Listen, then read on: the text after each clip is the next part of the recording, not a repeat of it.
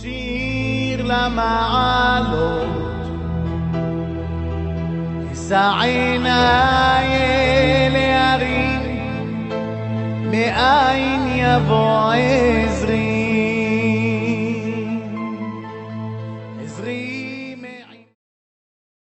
Bishut Moray Verabotai, Bishut Rabbi Moshe Pinto, Rosh Hamosdot, chez Paris, Orot Chaim Moshe. Tout d'abord, je voudrais souhaiter un Mazal Tov à tous ceux qui ont des smahot, des joies, et bien sûr, un grand Mazal Tov à Yitzhak Bessoussan, et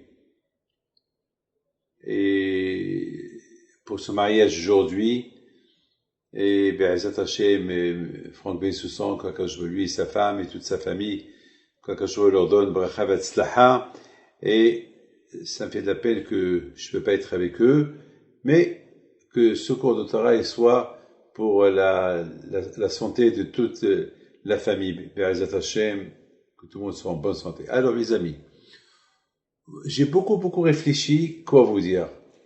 Aujourd'hui je fais mes 70 ans, et aujourd'hui, je donne des cours de Torah à tout le Mosdot. Et il dit merci à Kadosh Baruch Hu pour tout ce qu'il a fait pour moi. Et vous savez, on remercie à Kadosh Baruch Hu pour le passé, on remercie à Kadosh Baruch Hu pour le présent, et on remercie à Kadosh Baruch Hu encore pour l'avenir, 520 ans. Voilà, c'est comme ça qu'on dit toujours. Donc toujours, c'est un remerciement à Kadosh Baruch Hu. Mes amis, on est maintenant à la paracha de Pinhas. Hier, on a lu la paracha de Balak, et il y a quelques semaines, on a eu la paracha des Meraglim, de Shlach Lecha, les espions qui ont critiqué Israël, qui ont critiqué Moshe Rabbeinu. On a lu, mes amis, 3 parachiotes qui sont spectaculaires, des parachiotes qui nous donnent beaucoup à réfléchir. Tout a commencé avec les critiques d'Israël. Et à cause de ça, les Juifs, ils sont restés 40 ans dans le désert. Après, il y a eu aussi la guerre de Korah contre Moshe Rabbeinu. C'est la folie. Korah qui voit la vérité. Korah qui était a priori un tzaddik. Korah qui était parmi ceux qui levaient le Aaron HaKodesh. On l'appelle Minus Aaron. Korah qui était prophète. Korah qui savait tout. Il savait que Shmuel Hanavi, il allait sortir de lui. Et Shmuel, on compare Shmuel à David, à Moshe et à Aaron. Et voilà. C'est de la folie. Il a commencé il s'est fait monter la tête. Il a dit que Kol Haïda Kiddushim, Ubtucham Hashem, toute l'assemblée, ils sont Kiddushim, Ubtucham Hashem. Il a commencé à critiquer Moshe Rabbeinu. Oui, toi tu as pris le royaume, ton frère il a pris être Kohen Gadol, et il a commencé à attaquer après l'Aïstar. Vous savez très bien que lorsque on commence à s'énerver, après les conséquences des colères, ça peut aller très loin. Et de là, il a commencé à critiquer comment ça s'appelle, la Torah. D'après Hachamim, il a nié Torah Sheba'al-Peh. Il a commencé à critiquer le Talit, pourquoi on fait Talit, il a commencé à critiquer les mezuzot, et il a commencé de là, Hashem Ishmo, c'est ça que Moshe Rabbeinu l'a dit, pour ça, moi, je te pardonne pas. Il a demandé à Hashem, allez, Hashem, débarrasse-toi de celui-là, qu'il est en train de mettre toute la Torah en doute. On a vu aussi les Meraglim. Les Meraglim, au départ, ils ont commencé à discuter bien, et après ils ont commencé à parler contre le bon Dieu. Mettez ça en tête. Toujours une bagarre, une histoire, elle se termine mal. Si on ne se contrôle pas au début, c'est fini. Elle se termine mal. Voilà mes amis, après on a vu aussi dans les parachiotes même les précédentes, on a vu que Myriam, elle a critiqué Moshe Rabbeinu. Dans Parashat Be'alotra, elle a dit pourquoi il a divorcé sa femme, et pourquoi nous, le bon Dieu ne parle pas, pourquoi, au lieu, de quoi tu te mêles, Myriam, au lieu qu'elle se mêle de ses propres affaires, elle se mêle des affaires des autres, là aussi, elle a été punie, et on doit se rappeler de ça tout le temps. on voit, on a vu aussi de l'autre côté, on a vu Hachem qui dit à Moshe Rabbeinu de parler avec le rocher, au moins parler. Et Moshe Rabbeinu s'énerve lui aussi. Au lieu de parler au rocher, il frappe le rocher. Et Hachem lui dit, bon, à cause de ça, tu ne rentres pas en Israël. À cause de ça, tu ne rentres pas en Israël. Et le pauvre Moshe Rabbeinu, et tout ça parce qu'il ne s'est pas contrôlé. Et d'après le Ramban dit, parce que Moshe Rabbeinu, il a dit, Shimon a Amorim. Amorim, ça veut dire, il a critiqué les Juifs. Enfin, j'ai dit, vous êtes des révolutionnaires. Il aurait dû les comprendre. Ils ont soif. Bon, avec tout ce qu'ils ont pu dire. Mais Moshe Rabbeinu, il n'a pas su contrôler sa colère jusqu'à que il s'est énervé sur eux quand je lui ai dit, non, je suis pas d'accord avec toi, tu rentres pas en Israël. Voilà, Rabotai. Et si on parle de Moshe Rabbeinu, vous savez, si on parle de Moshe Rabbeinu, Allah Shalom, mais quand même. Et on parle de Myriam et Lévia, et quand même. Et elle t'aurait dû dire, rappelez-vous ce que j'ai fait à Myriam. Avec tous, Myriam était une prophète, elle était une tzadékette, c'est grâce à elle qu'il y a eu de l'eau, pendant 40 ans de désert, et voilà, encore, bam, bam, parce que elle n'a pas su contrôler ce qu'elle devait dire, et voilà, elle a été punie. Mais d'autre côté, ceux qui ont été punis en grand, c'est Korah. Alors là, Korah et les Meraglim, eux, ils ont été punis en grand et à vie. Mes amis, celui qui lit la paracha d'hier de Balak, il devient fou. On se pose la question, ici on parle de quelqu'un qui est tzaddik. On a cru que Balak, c'était un croyant Balak. Il était un croyant. Le contraire, il voulait faire des sacrifices à Hachem. On voit, Bilam était un prophète. Mais qu'est-ce qui s'est passé? Celui qui lit l'histoire de Bilam, il croit que Bilam c'est un tzaddik. On voit que il dit Hachem Elokai, il dit je ferai rien sans l'avis d'Hachem, ce que Hachem il me dit de faire, je le ferai. Il a même une fois qu'il a eu l'aval d'Hachem de partir avec les gens qui lui ont envoyé Balak, c'est écrit, il a voulu ressembler à Abraham Abinu. Vayashkem. Comme que Abraham Abinu, il s'est levé tout le matin pour aller au service d'Hachem, lui aussi, il s'est levé le matin tôt, il a préparé son âne pour aller, il se prenait pour quelqu'un d'important. Mais on voit, c'est de la folie. On voit que Bilham, tu connais le Hémet, tu sais très bien qu'Am Israël, sans Am Israël, le monde il va se détruire parce que le monde il tient grâce à la Torah, le service d'Hachem, et toi tu vas aller détruire Am Israël, tu vas les insulter, si tu les insultes, ils meurent, c'est la fin du monde. On voit que c'est tellement étonnant, on n'arrive pas à comprendre qu'est-ce qu'il a pris à Bilham, lui qui était croyant, lui, il était un grand prophète, il a vu le règne des Ishmaélim dans le monde, il a vu le règne des Européens dans le monde, il a vu le règne, il a vu tout, il a tout vu, il a vu Mashiach venir, il a vu David Ameller, il a vu tout, il a tout ce qui va, il a même vu le Corona, et en plus, il a vu Am Israël en train d'étudier la Torah. Et là, il a été impressionné. Ma tovo alecha Yaakov, mishkenotra Israël.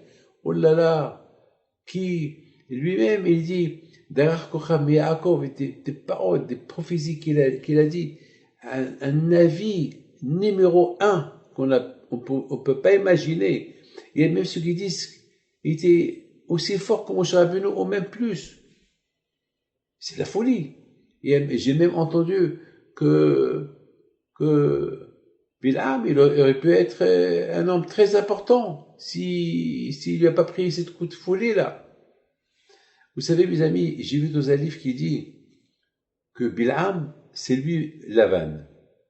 Lavan aramé, ça veut dire que finalement, les Juifs, ils sont ses petits-enfants. N'oubliez pas que Rivka, c'est la sœur de Lavan. Lavan, c'est le père de Rachel, Léa, Bilha et Zilpa. Les pères, les mamans des 12 tribus. Donc ça veut dire que Laban, c'est notre grand-père. Aramé Ovedavi. Et ce Laban-là, il veut nous détruire.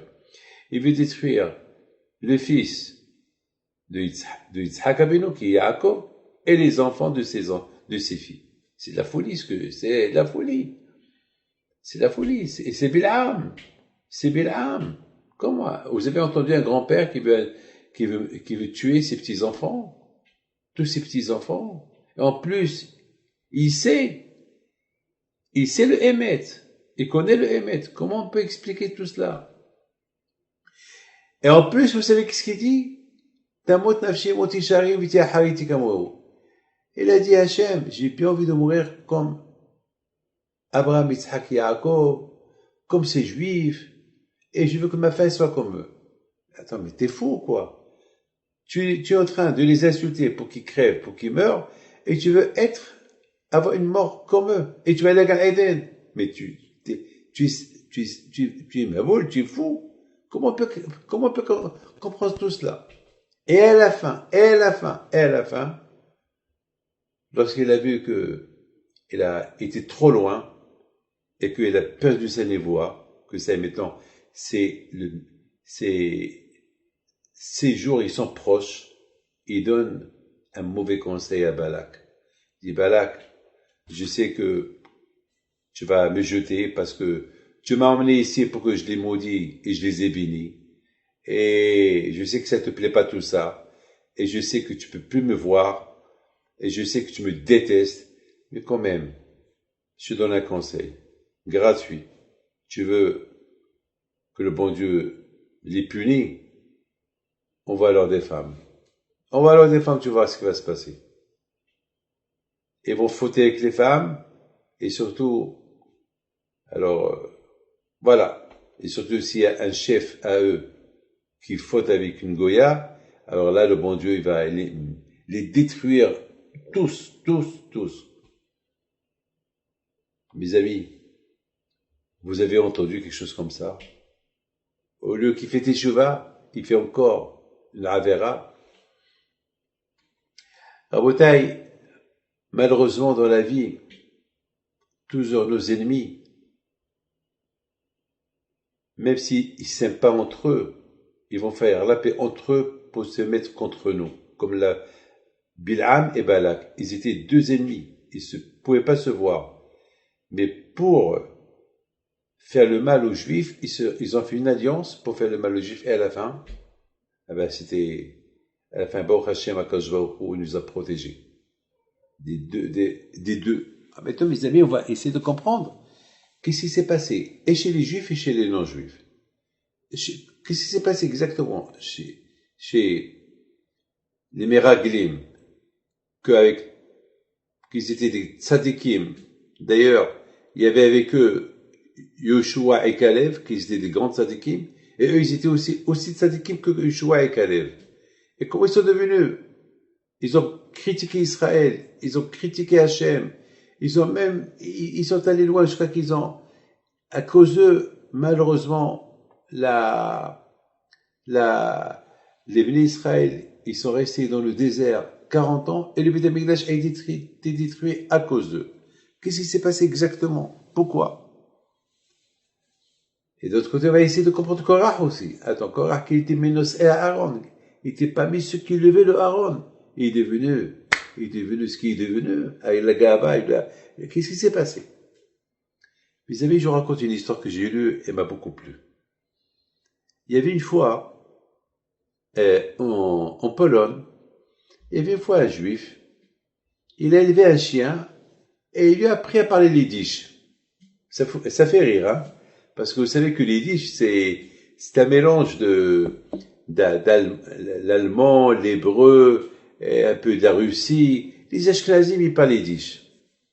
D'ailleurs, beaucoup des fois dans l'actualité juive, là-bas il y a une page où ils mettent là-bas quelques mots en yiddish. Chaque fois, je me rappelle, et à longtemps, je sais pas si ça existe encore ou pas. Mais de toute façon, il a pris l'idée, ça fait rigoler, mais c'est comme ça.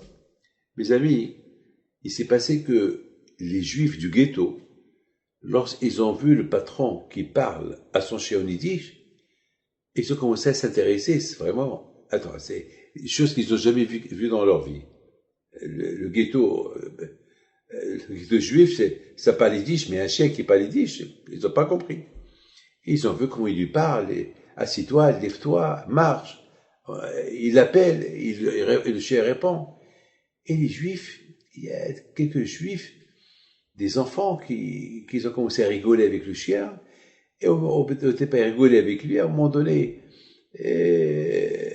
ils ont commencé à le frapper, et à un moment donné, le chien, il a sauté sur un des garçons, il a mordu vraiment, vraiment, vraiment.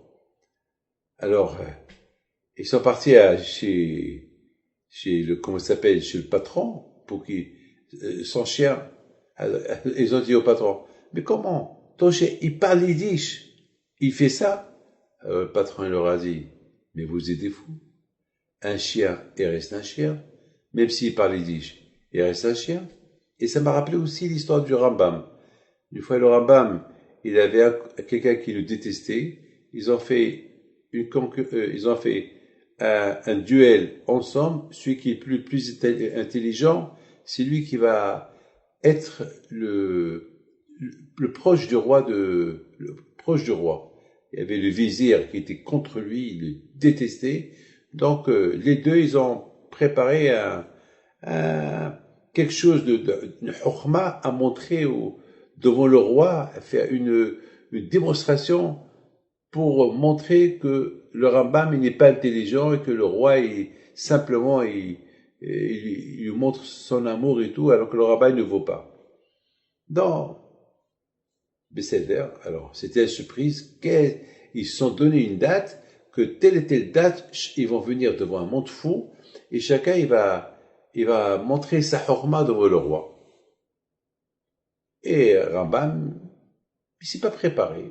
Il savait, il n'avait pas peur. Il a dit, Hachemi, c'est quand je vois. Mes amis, le jour qu'il arrive, et voilà tout le monde qui était présent, avait un monde fou. Et le roi, c'était l'arbitre pour voir qu'est-ce qui va se passer entre ces deux-là. Le rabbin était Anav, il est venu. Il avait quelque chose dans sa poche. Il venait avec rien. Le vizir, l'adjoint au roi, il arrive, il dit au roi, Majesté, j'ai un chat que j'ai éduqué, je l'ai entraîné à être un serveur. Ah, chose qu'ils n'ont jamais vue. Et voilà, il tape, Pussycat, et voilà, Pussy. Elle arrive bien avec un beau tablier, avec un plateau de thé, nana, siva, avec des verres dorés. Elle rentre, elle va comme se prosterner devant le roi. Elle sert au roi. Le roi était devenu fou. Et le vizir, il lui dit au chat, apporte de l'eau pour nos invités. Bon, elle retourne avec un plateau. Bien, elle a changé entre-temps des vêtements. On lui a changé les vêtements. Elle arrive avec un petit chignon. Et voilà, puis elle arrive avec son plateau. Et tout le monde qui la regarde, tout le monde qui l'admire, et tout le monde qui applaudit. Ah! Et tout le monde regarde le Rambam, qu'est-ce qu'il va faire? Et après, le vizir, il dit au chat, mettons, tu vas apporter un verre d'eau pour notre concurrent, pour le rabbin juif, le Rambam. Elle va faire un geste de politesse, elle fait demi-tour, et elle va pour apporter l'eau pour le Rambam. Et le Rambam, qui s'y fait? Il avait une petite boîte dans sa poche. Il fait sortir la boîte. Au moment que le chat il arrive, Il ouvre la boîte. Dans la boîte, il y avait une souris. La souris, elle quitte, elle saute. Dès que le chat, il a vu la souris, il a lâché le plateau et il a commencé à courir derrière la souris. Le rabbin me dit au roi, Majesté, voilà la différence entre lui et moi. Lui, il n'a pas compris que on peut pas changer la nature. La nature, elle restera toujours une nature. Quand je vois au trou, il a créé une nature chez les animaux. Les animaux resteront toujours les mêmes. Même si on les entraîne, même si on va entraîner un lion, on va entraîner dans les cirques, vous allez voir vous allez voir des choses extraordinaires qui font les éleveurs à des comment ça s'appelle, à des éléphants, des tigres, des lions, des lionnes. Mais ils sont toujours des animaux. Et au moment qu'ils perdent la tête, ils peuvent tuer. On a vu ça plusieurs fois. Un animal, il restera toujours un animal. Akash a donné à l'homme une hurma, une sagesse, une intelligence. Et cette intelligence, il faut qu'il l'utilise pour une bonne cause. C'est tout. C'est la raison pourquoi je pense que le Akash il a donné la Torah à Israël. Il leur a dit, pour que vous respectez la Torah, pour que vous soyez des êtres humains, il faut être très sûr que vous avez les midotes dans votre main. Il faut contrôler la colère, contrôler la gava, contrôler le kavod, contrôler. Sinon, vous allez être comme des animaux, comme un animal. Un animal, il restera toujours un animal. Même si tu l'entraînes, même si tu l'éduques, même si il fait tout ce que tu veux qu'il fait. Mais il restera, aujourd'hui, vous savez, beaucoup des fois dans les aéroports, vous voyez des animaux ils sont à la recherche de la drogue, des munitions. Ils sentent tout, hein, les animaux. Une fois, j'étais à l'aéroport, et en Amérique, et j'avais oublié un sandwich, où il y avait là-bas de la viande. Et vous savez qu'on n'a pas le droit de rentrer. Il a senti. Bah, il a commencé, alors vite, on m'a dit, qu'est-ce que vous avez là? J'ai dit, j'ai rien. Il m'a dit, venez monsieur, ouvrez. J'ai ouvert, et le chien était là. Il sentait. Ça veut dire que il a pas bougé, il a pas bougé de là-bas. Moi, j'ai eu peur. J'ai dit, mais qu'est-ce qu'il y a? Après, c'était le sandwich. Ah, il a senti. Vous avez, qu'est-ce que, j'ai dit, moi, je mange cachère. Bon, si vous mangez cachère, bon, ça va, vous pouvez aller. Vous voyez, un animal, il restera toujours un animal. Même s'il est intelligent, il restera toujours un animal. Comme ce chat-là. Ce chat-là, dès qu'il a vu la souris, il a tout lâché, il a couru derrière la souris. Voilà, mes amis, c'est comme ça, il faut pas être trop intelligent. Vous savez, mes amis, il faut savoir une chose, que Akadosh Baruch Hu, il nous a donné la Torah pour contrôler nos midotes. Pour contrôler les midotes. Mais on peut pas étudier la Torah avec les midotes, avec les mauvaises qualités.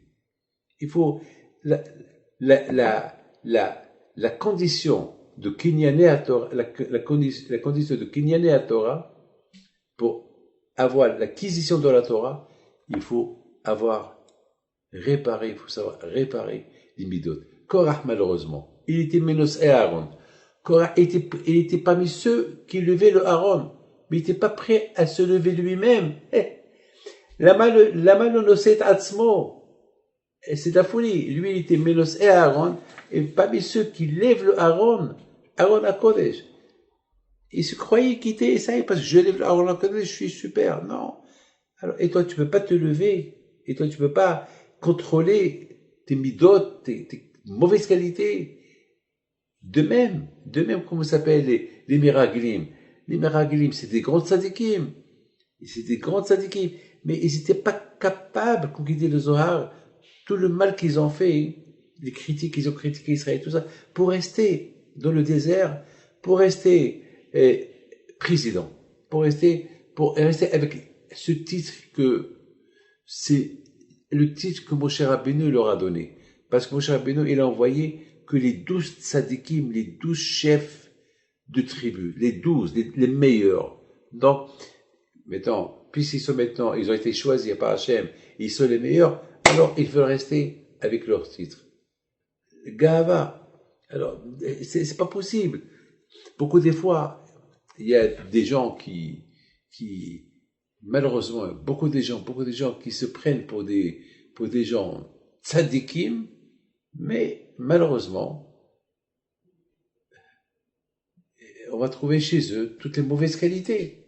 Parce que dans leur tête, ils sont tzadikim. Il faut qu'ils se travaillent, c'est un travail. Bil'am, regardez Bil'am. Bil'am Aracha, on l'appelle Bil'am Aracha. Pourquoi on l'appelle Bil'am Aracha? Parce que Bil'am Aracha, c'était avec toutes les dons qu'il avait, le Mahamad qu'il avait. Il était dans un niveau tellement élevé, et tout ça, il a reçu gratuitement. Il n'a pas travaillé pour être ce qu'il est. Non, que je lui ai dit, ouais, je te donne gratuitement. Pour ne pas que les nations, ils vont dire pourquoi Moshe Rabbeinu pour les juifs et pour les nations, il n'y a personne. Alors, je te donne. Au lieu qu'il prend ça comme un remerciement, comme quelqu'un qui a gagné au loto. Il a tout gagné gratuitement. Et maintenant, se travailler sur soi-même. Au contraire, il a utilisé tous ces cadeaux que le bon Dieu lui a donnés pour son orgueil, être la jalousie, être jaloux, être orgueilleux, chercher le kavod. C'est la folie. Ben, mes amis, on peut être un grand tzaddik, mais si on ne change pas nos midot raot, si on ne change pas nos qualités, on ne se travaille pas sur les qualités, eh ben on restera toujours des Rechaim que Dieu préserve. Comme Zimri. Plus que Zimri qui était le chef de la tribu de Shimon, qui était un grand tzaddik, il avait plus de 300 ans. Il était très, très grand tzaddik. Zimri. C'est de la folie. J'avais pas à croire. Il était le chef de la tribu de Shimon. Il a fait ce qu'il a fait. Comment est-ce possible qu'il a fait ce qu'il a fait? Comment est-ce possible qu'il est parti avec une Goya? Il est parti chez Moshe Rabbeinu. Et il a dit à Moshe Rabbeinu, dis-moi, cette femme-là, elle est permise ou pas? Moshe Rabbeinu a dit non, elle est assoura. Il lui a dit avant, elle est pas permise. Alors toi, ta femme, qui t'a permis ta femme? Ta femme, c'est une Midianite. Mais c'est une convertie, c'est une tzaddiket. La Torah, on l'appelle Isha Kushit. On l'appelle la femme idéale, la femme tzaddiket. Comme que on ne peut pas, la couleur noire, on peut pas la contester comme ça, on peut pas contester la beauté de Tzipora, la gentillesse de Tzipora, la tzidkou de Tzipora. Et comme ça, il traite comme ça Moshe Rabbeinu, comme ça il traite sa femme devant tout le monde. Quelle honte il a fait à Moshe Rabbeinu. Mais qu'est-ce qui s'est passé? Et toi, Zimri, mais t'es fou ou quoi? Ben, c'est le kavod. Le kavod, parce qu'ils sont venus chez lui, sa tribu, ils lui ont dit, Moshe, il a donné l'ordre que tous ceux qui ont participé au fait des femmes midianiotes, qu'on les tue. Alors, malheureusement, il y a eu beaucoup des Juifs qui ont fait ça, ils sont en train de le tuer, toi tu fais rien du tout. Mais toi tu es notre chef. Ah, notre chef. Il a dit d'accord. Tout de suite la gava. Ah, maintenant, je suis le chef de Shimon, maintenant je vais montrer à Moshe qui suis-je. Jusqu'à maintenant, je suis plus âgé que tout le monde, je suis même plus âgé que lui. Alors il va vers la femme, la Goya. Il la prend par ses cheveux. Et il m'a dit, mon fils Abioel Pinto, il a dit qu'il a vu dans un midrash, qu'il dit qu'à l'époque, lorsque les Juifs à l'époque ils faisaient Shema Israël, ils se levaient pour faire Shema Israël. Alors qu'est-ce qu'il a fait Zimri?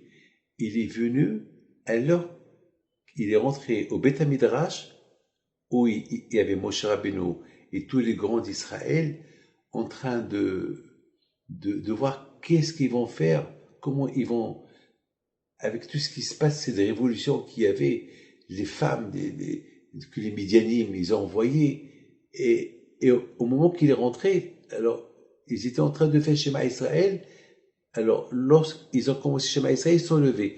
Et pendant qu'ils se sont levés, c'est là que Zimri, il est rentré. Pour montrer à la Goya, tu vois là, tous ces gens-là, même Moshe, il se lève pour moi. Alors c'est pour ça qu'elle était avec lui. Et le contraire, elle voulait un jeune, un beau gosse, à quelqu'un de, quoi, avec un vieux qui a 300 ans. Mais lorsqu'elle a vu qu'il était important, il a vu que même Moshe Rabbeinu, il s'est levé devant lui. Ah, elle est partie avec lui. Et tout cela, mes amis, pourquoi je raconte tout ça? Pour vous dire le Ga'ava et le Kavod. Ça veut dire, mes amis, au lieu qu'il dit merci à Hachem, ce Zimré-là, parce qu'Akadosh Baruch Hu lui a donné une longue vie, et qu'il est le chef de la tribu, eh bien, la Ga'ava, d'être le chef de la tribu, ça lui a monté à la tête.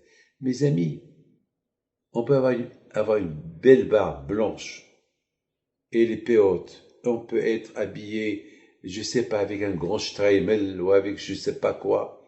Mais si on ne travaille pas les qualités, les midotes, on perd dans l'affaire. Voilà, Zimri, il a tout perdu. Il a tout perdu. Hachem Ishmor, il a tout perdu. Korach, il a tout perdu. Les Miraglim, ils ont tout perdu. Et surtout Bil'am, il a tout perdu. Jusqu'à maintenant, Bil'am, il est puni à Gehinam jusqu'à maintenant. Il faut voir qu'est-ce que la Gemara Gittin dit. Mes amis, il y a beaucoup à parler sur ces parachutes-là. Et tout commence par, si on ne se travaille pas, on tombe. Mes amis, le corona, jusqu'à maintenant, Hachem Ishmor, hier, il y a eu en Israël presque 1700 cas, nouveaux cas. C'est bémet, mais si on fait attention, on n'a pas à avoir peur, c'est tout. Si on fait attention, on peut sortir, il faut suivre les directives de, comment ça s'appelle, de l'UIC de la santé. Même en France, il faut s'attendre, Ne croyez pas que c'est en Israël, il faut s'attendre. Mais vous pouvez prier, travailler et sortir si vous faites attention. C'est tout. Il faut faire attention. Si vous faites attention, vous n'avez rien à craindre. Ouais, bon, Hachem.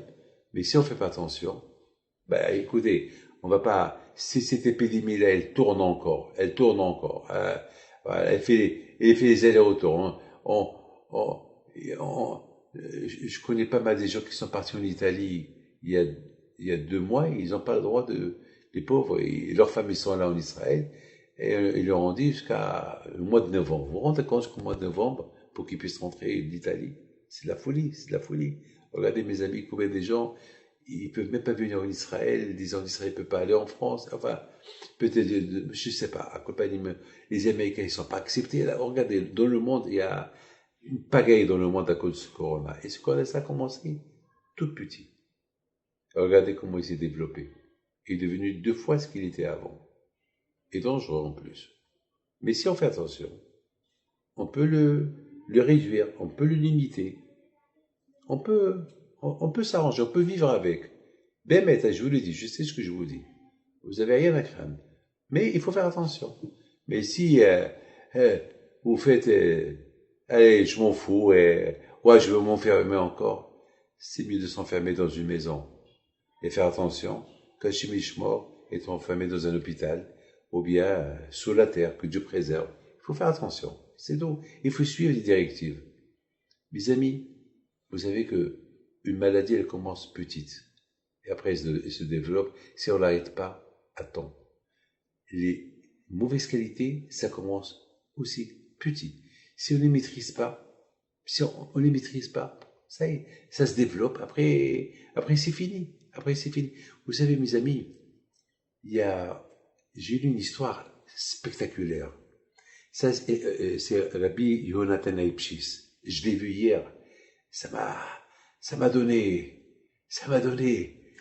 la chair de poule, cette histoire-là. Il s'est passé que, une fois, Rabbi Yonatan Aipshis, à la Shalom, il était un grand tzaddik, hein. Il est ashkénaze, un grand tzaddik. Il est parti il était en voyage, et puis, Kippour, il arrive, il était dans une petite ville, et personne ne savait qui il était. Bon, il n'a pas dit qui il était un gadol, mais comme ça, il s'est dit qu'il m'a il gardait le caveau pour Hachem, pas pour eux. Bon, il n'a rien dit. Et voilà, il y avait un monsieur, pendant la fête de Kippour à la synagogue, il priait, Ribono Shel Olam, il priait. Il disait Hachem, il n'y a que toi seul qui sais les fautes que j'ai faites.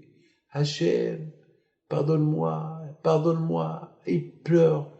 Et Rabbi Nathan Ipchis, il était content qu'il était assis à côté d'un juif, qu'il a fait du Jéhovah. Et Rabbi Nathan Ipchis aussi, il a commencé à pleurer avec lui. Il a dit, et dans sa tête, il a dit, j'ai jamais passé la veille d'un Kippour comme ce Kippour-là. Et le lendemain, c'était encore comme ça. Et voilà, maintenant, au moment du Sefer Torah, alors, au moment du Sefer Torah, le Gabaï, il fait monter les gens. Dans ces synagogues, ils ne vendent pas les aliyot comme on vend aujourd'hui, ils les offrent. Donc, ils ont offert le premier au Kohen, le deuxième au Lévi, le troisième à un juif. Et le quatrième à lui. Alors, lui, il s'est énervé, il va vers lui, il dit, mais je comprends pas. Pourquoi je ne suis pas monté le troisième? Pourquoi celui qui est monté avant moi? Il dit, c'est comme ça, parce qu'il y a 2 ans, c'était toi qui montais troisième, et on fait un calcul. Mais t'as pas honte? Tu te rends compte? Tu m'as fait un bisaillon. Et il a levé un peu le ton.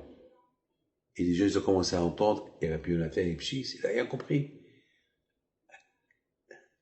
Après la prière, il lui dit, monsieur, tu m'as tellement épaté pendant ta prière, mais j'ai pas compris.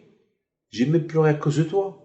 J'ai senti la prière, mais j'ai vu que, parce qu'on t'a pas fait monter au troisième, tu as fait un Skoda, tu as fait honte à celui qui monte au troisième, tu as fait honte au Gabaï, mais je te comprends pas. Il dit, toi, je te connais pas. À Hachem, je sais comment me comporter. Avec les amis, je sais comment me comporter. C'est de la folie. Mais le contraire, Akadosh Baruch Hu, il veut qu'on se comporte entre nous mieux que ce qu'on se comporte, mieux que comment on se comporte avec lui. Akadosh Baruch Hu, il dit, faites la Avodah Zara et soyez en paix entre vous. Mes amis, les midot, c'est pas facile. Dans la parasha de Pinhas, il y a là-bas un Yud.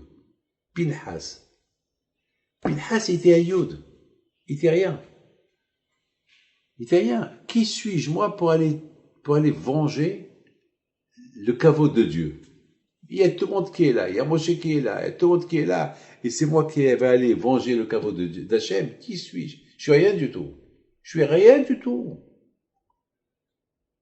Mais malgré tout, il était Yud, c'est rien, Pinhas. Alors, Akadosh Baruch Hu, qu'est-ce qu'il a fait? Une fois que Pinhas, il a fait ce qu'il a fait, Akadosh Baruch Hu, il l'a rendu un géant. Il a écrit le Yud dans Pinhas. C'est la seule fois où Pinhas c'est écrit avec un Yud. Et Yud, c'est la plus petite lettre de la Torah. Parce que Pinhas, il s'est pris pour le tout petit des petits. Mais pour Hachem, il était prêt à donner sa vie. Alors, quand je lui ai dit, alors je mettrai mon Yud dans ton nom. Jusqu'à que Pinhas, c'est écrit que Hachem lui a donné une longue vie. Mais la tati, loit veriti shalom. Vous avez bien remarqué que le shalom, il est coupé en 2. Pourquoi il est coupé en 2? Parce que le shalom, le vav, il signifie la partie de là-haut et la partie d'en bas. C'est que Pinhas, il est en avis, il avait accès à l'autre monde et ce monde. Il a eu les 2 mondes à la fois. Parce qu'il a risqué sa vie pour Hachem. Dayoud, il est devenu un vav. Il a eu les 2 mondes. Et d'autre côté, Zimri, qui était un grand, c'est fini pour lui. Korah, c'est fini pour lui. Bil'am, c'est fini pour lui. Les Meraglim, c'est fini pour eux. C'est fini pour eux. La Torah, elle te parle qu'il faut se travailler les midot. Regardez mes amis, la grandeur de Moshe Rabbeinu, alav shalom. Une fois qu'il a été puni, parce qu'il a frappé le rocher et il lui a pas parlé, Moshe Rabbeinu ne l'a pas respecté. Il a dit oui, c'est vrai, je mérite. Pardon Hachem. Pardon Hachem. Ya'ish Moshe ana mikol adam.